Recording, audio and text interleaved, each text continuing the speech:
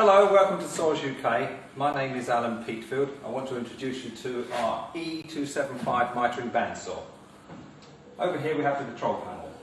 On switch, off switch, emergency stop switch, coolant switch, switch for the motor speed, slow speed for stainless steel, tall steels, etc., fast speed for mild steels, aluminium, etc. Here we have the tensioning mechanism. Just do this handle up. There's a gauge with a green setting here. At the top of the green will be the optimum setting for the blade, so it's right every time you do it up. Right, 1.5 horsepower motor driving a worm and worm shaft gearbox. Here and here we have the guides for the blade, carbide tips either side of the blade and ball bearings behind on both guides. Right, this is the head weight adjustment. This reduces the weight of the actual bow through the work, particularly useful when you're cutting thin wall materials.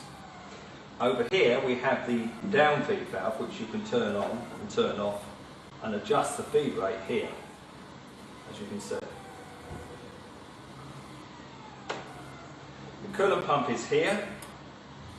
We can adjust the coolant with the two taps here.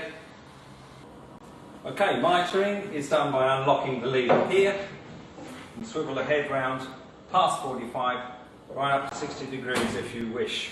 It's all presented on a scale down here.